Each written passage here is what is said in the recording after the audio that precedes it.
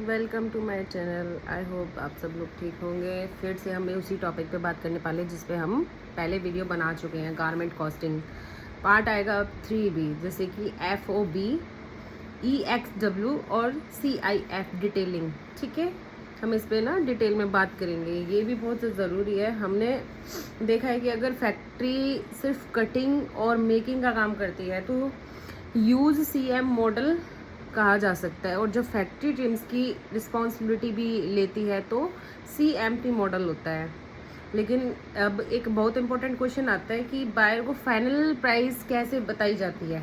तो factory buyer को सिर्फ ये नहीं बोलती कि सिर्फ टी शर्ट बनाने हैं 300 लग रहे हैं, या इंटरनेशनल बिजनेस में प्राइस कोटेशन के साथ ये भी क्लियर होना चाहिए कि इस प्राइस में क्या क्या इंक्लूडेड है और माल बायर तक किस स्टेज तक पहुंचाया जाएगा। यहाँ से हमें समझ आता है। ठीक है, यहीं से समझ आता है। EFW और FOB और CIF। तो चलिए इन तीनों को बिल्कुल सिंपल एग्जाम्पल के तौर पे समझते हैं। तो पहली चीज़ है EXW क्या होता है। ठीक है, तो सबसे पहले बात करते हैं EXW के बारे में, वर्क की। तो इसको बहुत सिंपल लैंग्वेज में समझिएगा। मान लीजिए आपकी फैक्ट्री हिसार में है, बायर 10,000 टी शर्ट खरीद रहा है। ठीक है, तो आप मतलब अपने बायर को बोला आप 300 पर टी शर्ट दीजिए, हम टी शर्ट रेडी करके अपनी फैक्ट्री पर रख देंगे। फैक्ट्री से आगे का ट्रांसपोर्टेशन आप संभालिए। यानी फैक्ट्री का हम रिस्पॉन्सिबिलिटी कोई पॉइंट फैक्ट्री पर गुड रेडी करते हैं। ठीक है, प्रीमियस के तौर पे हम पर रेडी करते हैं। बायर को अपनी रिस्पॉन्सिबिलिटी के अकॉर्डिंग गुड कलेक्शन करने और आगे ले जाने के अरेंजमेंट करनी होती है, एग्रीमेंट साइन करना होता है। तो इस कॉन्सेप्ट को EXW यानी कि EX वर्ड्स कहा जाता है। सिंपल फॉर्मूला है इसका, फैक्ट्री में गुड रेडी, बायर की रिस्पॉन्सिबिलिटी आगे। लेकिन एक इम्पॉर्टेंट बात, रियल इंटरनेशनल ट्रांजैक्शन में एक्सटेट आपने एक चीज़ और सुनोगी, स्टैंडर्ड। हमारी लैंग्वेज में जैसे कि कहीं पे हम सुनते हैं कि स्टैंडर्ड देखना है, तो हमारा स्टैंडर्ड ऑर्गेनाइज कौन करता है? इंटरनेशनल कंपनीज ही स्टैंडर्ड को बनाती हैं, जैसे UK से या बाहर के अदर कंट्री से। ठीक है, तो रियल इंटरनेशनल ट्रांजेक्शन में एग्जैक्ट रिस्पॉन्सिबिलिटीज और इसको हमेशा एग्री इनोकोट्रीम्स और कॉन्टैक्ट के लिए अकॉर्डिंग चेक करना होता है। सो गाइज, मैंने चाय पीनी थी, अब पी रही हूँ मैं अच्छी सी चाय बना के। तो हम आते हैं अब इसके एग्जाम्पल पे। EXW का रियल एग्जाम्पल क्या है? मान लीजिए गारमेंट प्राइस है 300 पर पीस, क्वांटिटी है 10,000 piece. To good value 10,000 into करो इसको तो हो गया 300, यानी कि 30 लाख के अप्रॉक्स। ठीक है, अगर कोटेशन EXW बेसिक पर है तो बायर को समझना होगा कि 300 फैक्ट्री लेवल प्राइस है और फैक्ट्री के आगे का कॉस्ट कॉन्ट्रैक्ट के अकॉर्डिंग बायर की रिस्पॉन्सिबिलिटी हो सकती है या नहीं। इसलिए कोटेशन बनाते वक्त सिर्फ प्राइस नहीं देखना होता, डिलीवरी टिम्स भी देखने होते हैं। अब आते हैं FOW क्या होता है। FOW होता है free on board. Garment export industry में FOB बहुत कॉमनली यूज़ किया जाता है अपने मर्चेंडाइजिंग या एक्सपोर्ट का। वीडियो में FOB का नाम बहुत बार सुना होगा, लेकिन FOB का सिर्फ फुल फॉर्म से समझना ही इनफ नहीं होता, इसको एक स्टोरी से समझना होता है। इन द सेंस कि मान लीजिए कि एक बायर अमेरिका से इंडिया फैक्ट्री को ऑर्डर देता है। बायर कहता है अगर आप गारमेंट मैन्युफैक्चरिंग कीजिए और एग्रीड शिपमेंट एग्रीमेंट के अकॉर्डिंग गुड्स को नेम पॉड पर शिप के बोर्ड पर लोड करवा दीजिए। तो अब फैक्ट्री को सिर्फ टी शर्ट बनाने नहीं आता, फैक्ट्री को एक्सपोर्ट शिपमेंट की प्रोसेस भी कोऑर्डिनेट करनी होती है। यानी garment manufacturing, packing, cartoon preparation, documentation और इनलैंड ट्रांसपोर्टेशन और एक्सपोर्ट क्लियरेंस और पोर्ट तक, जैसे पोर्ट तक शिपमेंट मूवमेंट और एग्री FOB पॉइंट तक डिलीवरी। FOB में एग्जैक्ट रिस्क ट्रांसफर और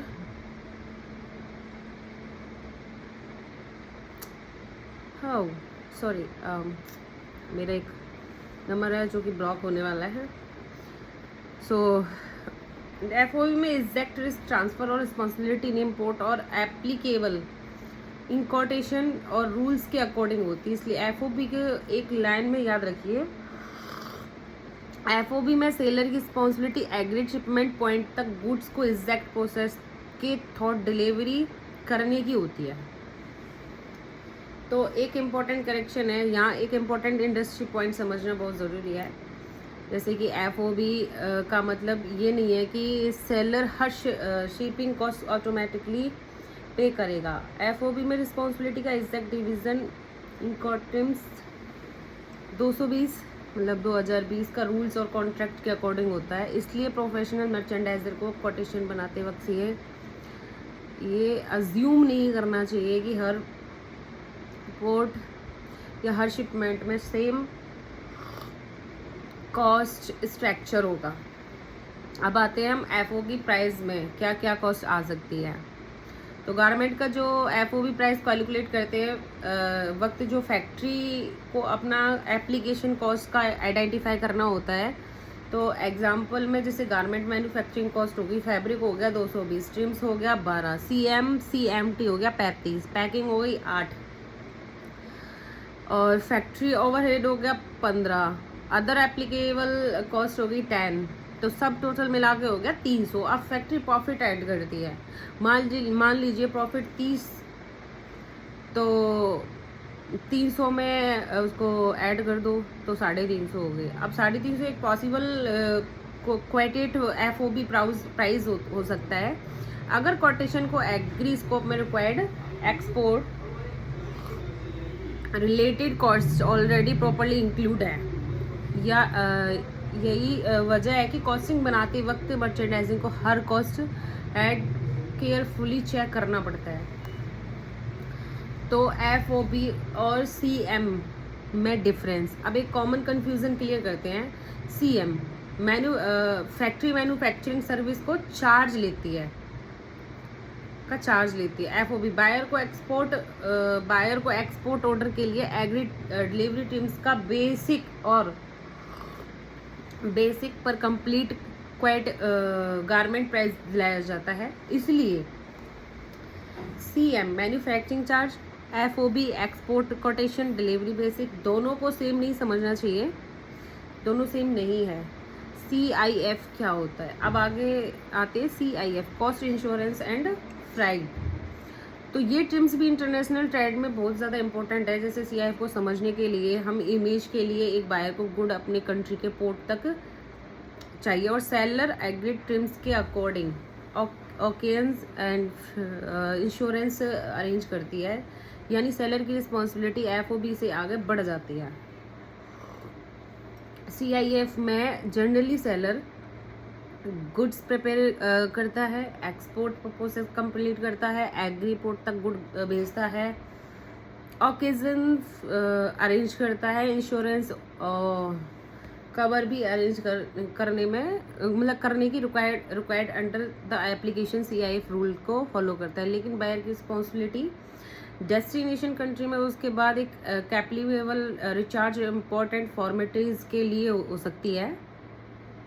सॉरी आज मैं थोड़ा सा डिटेल में नहीं समझा पाऊंगी, कुछ वर्ड्स मेरे ऐसे ही हो रखे हैं, तो आई थिंक मेरी थोड़ी सी तबीयत भी ख़राब है।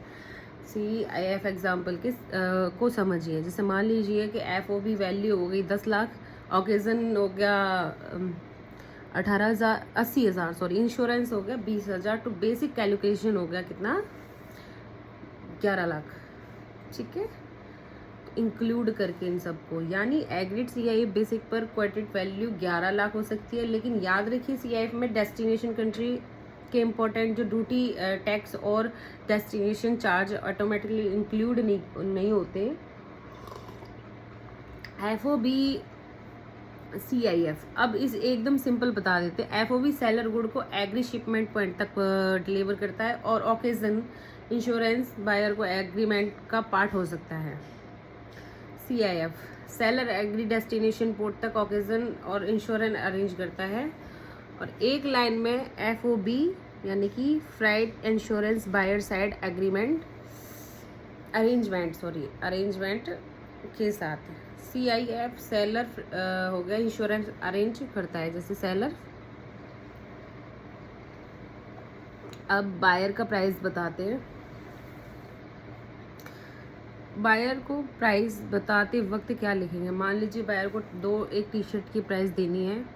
अब सिंपल है, प्राइस 330 नहीं लिखेंगे तो आपको क्लियर मेंशन करना होगा प्राइस बेसिक FOB या CIF, क्योंकि बायर को ये पता होना चाहिए कि क्वाइट प्राइस किस डिलीवरी टिम्स पर के बेसिस पर है। एक रियल एक्सपोर्ट हाउस सिचुएशन सोचिए, बायर ने ईमेल किया, please quite of your best FOB price for 20,000 T shirts. अब मर्चेंडाइजिंग क्या करेगा? सबसे पहले बायर की रिक्वायरमेंट को पढ़ेगा, फिर टैग पैक चेक करेगा, फैब्रिक कंजप्शंस निकालेगा, फैब्रिक रेट लगेगा, ट्रिम्स का कोटेशन लगेगा, CMT कॉस्ट चेक करेगा, पैकिंग कॉस्ट कैलकुलेट करेगा, एप्लीकेशन ओवरहेड देखेगा, और export related applicable cost calculate करेगा, प्रॉफिट मार्जिन ऐड करेगा, फाइनल FOB कोटेशन बायर को भेजेगा। यानी कि FOB प्राइस रैंडमली डिसाइड नहीं होता, प्रॉपर कॉस्टिंग के बाद कोटेशन बनता है। बायर आगे कही your price is too high. अब मान लीजिए आपने बायर को कोटेशन दिया, FOB हो गया 5.20 पर 2 T shirt. Okay, buyer reply करता है your price too high we need 4.80। अब मर्चेंडाइजिंग क्या करेगा? हो सकता है कि वो तुरंत बोल दे अगर वो जानता है चीज़ों के बारे में, ओके सर ठीक है 4.80, लेकिन ये गलत अप्रोच हो सकती है। पहले कॉस्टिंग को दोबारा चेक करनी होती है। मर्चेंडाइजिंग क्या चेक करेगा? जैसे कि मैंने बताया था, मर्चेंडाइजिंग देखेगा फैब्रिक रेट कम हो सकता है, फैब्रिक सप्लायर 150 की जगह 145 में देख सकता है तो सेविंग होगी, कंजप्शन कम हो सकती है। अगर मार्कर इफ़िशियंसी इंप्रूव हो जाए तो फैब्रिक वेस्टेज कम होगी। ट्रिम्स का रेट नेगोशिएशन हो सकते हैं, लेकिन सप्लायर से बेटर रेट मिल सकता है। प्रोडक्शन इफ़िशियंसी इंप्रूव हो सकती है, जैसे CMT कॉस्ट रिड्यूस हो सकते हैं। पैकिंग स्पेसिफिकेशन बायर की रिक्वायरमेंट के अकॉर्डिंग ऑप्टिमाइज हो सकती है। ऐसे कई पॉइंट चेक करने के बाद फाइनल नेगोशिएशंस होती है। प्रॉफिट मार्जिन का रूल है। अब सबसे इम्पोर्टेंट पॉइंट है, फैक्ट्री को प्रॉफिट भी चाहिए, लेकिन प्रॉफिट मार्जिन ब्लाइंडली ऐड नहीं किया जाता। प्रॉफिट डिफाइंड कर सकता है ऑर्डर क्वांटिटी और product complexity and buyer relationship, factory capacity, market competition, delivery requirement, payment terms and risk level. तो मान लीजिए एक बेसिक टी शर्ट में कंपनसेशन बहुत ज़्यादा है तो फैक्ट्री का मार्जिन रिलेबिलिटी टाइट हो सकता है, लेकिन कम्प्लीटली जैकेट में मैन्युफैक्चरिंग डिफ़िकल्ट है और प्रोडक्शन टाइम ज़्यादा हो तो प्राइसिंग स्ट्रेटजी डिफरेंट हो सकती है। तो एक सिंपल कॉस्टिंग है। चलिए एक टी शर्ट की कॉस्टिंग को एक बार फिर से कंबाइन करते हैं। जैसे कि फैब्रिक हो गया 1.6 मीटर मल्टीप्लाई 150 एंड इसको अगर हम मल्टीप्लाई करेंगे तो 240। तो ट्रिम्स है इसके 11, CM है 37, 40 पैकिंग है 8, ओवरहेड है 22 और अदर एप्लीकेशन कॉस्ट है 12। टोटल कॉस्ट हो गई 350, 330 सॉरी। अब मान लीजिए फैक्ट्री की रिक्वायर्ड प्रॉफिट 30 टू क्वाइट प्रीज 360, उसमें हमने ऐड कर दिया। अब अगर बायर 340 मांगता है तो फैक्ट्री को दिखाना होगा कि 340 पर कैपेबिलिटी मार्जिन बचाता है या नहीं। इसी को प्रैक्टिकली कॉस्टिंग और नेगोशिएशन कहते हैं। सबसे इम्पोर्टेंट लेसन है दोस्तों, गारमेंट कॉस्टिंग में सिर्फ कैलकुलेट चलाना इनफ नहीं है। एक अच्छा मर्चेंडाइजर को ये समझना होता है कि प्राइस कम करनी है तो कॉस्ट कहाँ से कम हो सकती है बिना क्वालिटी खराब किए। एंड ये एक प्रोफेशनल मर्चेंडाइजिंग की स्किल है। अगर आप फैब्रिक क्वालिटी कंप्रोमाइज करके प्राइस कम करेंगे तो बायर कंप्लेंट कर सकता है। अगर ट्रिम्स की क्वालिटी बहुत लो कर देंगे तो गारमेंट का अपीयरेंस खराब हो सकता है। अगर स्टिचिंग कॉस्ट कम करने के चक्कर में प्रोडक्शन क्वालिटी डाउन गई तो रिजेक्शन बढ़ सकता है। इसलिए कॉस्ट रिड्यूस का मतलब क्वालिटी रिड्यूस नहीं होता। तो हम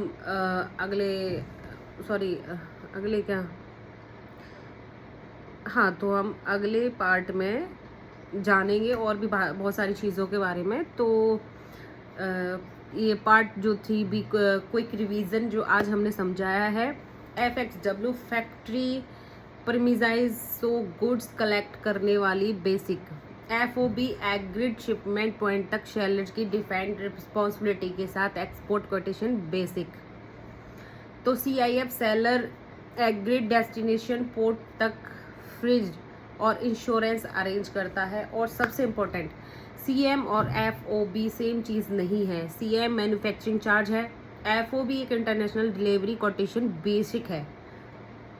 CIF FOB से आगे और इंश्योरेंस इंक्लूड करता है कैप्लिकेशन इनको ट्रिम्स के अकॉर्डिंग। सो गाइज ये वीडियो देखना एंड आगे भी मैं इसी टॉपिक पे ही इसका जो पार्ट है, थर्ड पार्ट है, जो थर्ड C पार्ट है, मैं उसी को आपको फिर से बताऊंगी। अगले पार्ट में मैं बताऊंगी आपको बायर नेगोशिएशंस कैसे होती है और फैक्ट्री प्रॉफिट कैसे डिसाइड करती है। बायर प्राइस कम करने को बोले तो मर्चेंडाइजिंग क्या करेगा, और एक reel export house case study में कॉस्टिंग और नेगोशिएशंस होती है। ओके, तो बाय।